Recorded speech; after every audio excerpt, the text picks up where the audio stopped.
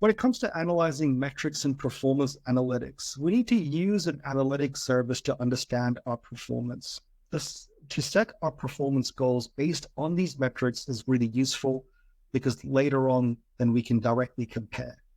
Social analytics provide data by gathering information from social platforms, and we need to know our goals, our audience, as well as the data matrix, or the kind of data we value and should collect.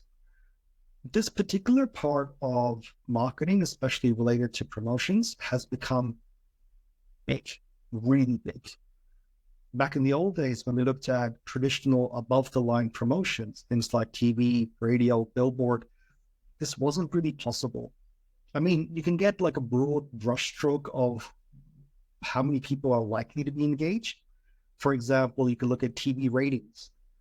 So a show like MasterChef on TV, you could say the ratings for it is really high, so chances are the number of people watching it's really high.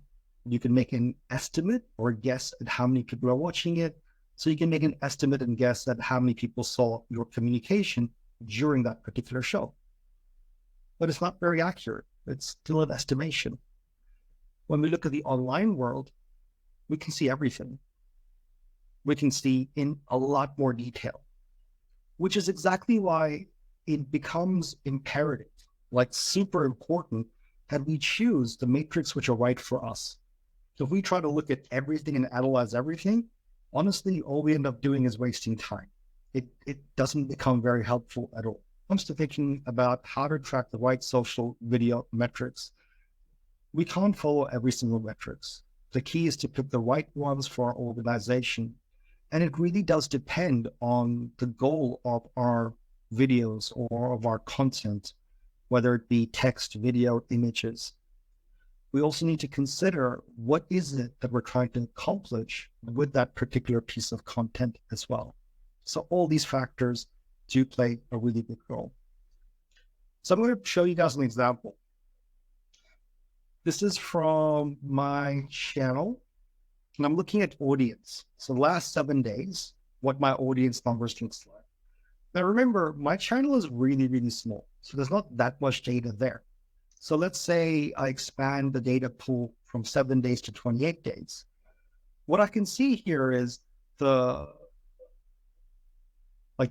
depending on the color coding they've given, that's how many people watch at a particular time.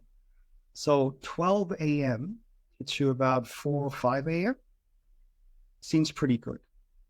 6 a.m. to 5, almost 6 p.m., it seems very dead.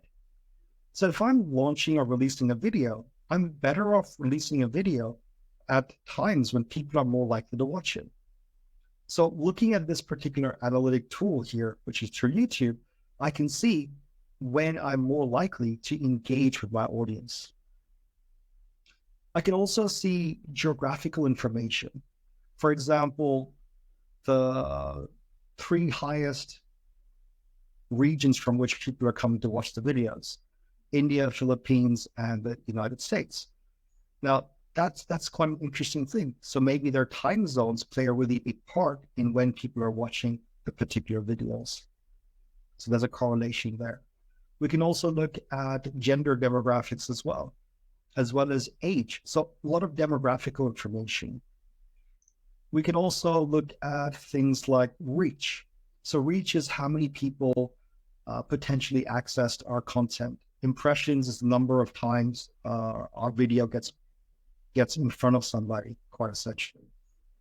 Click-through rate is how often they click on it. Views, remember, for YouTube, view is 30 seconds or more. So when someone clicks on it and they watch it for 30 seconds or more, then it gets counted as a view.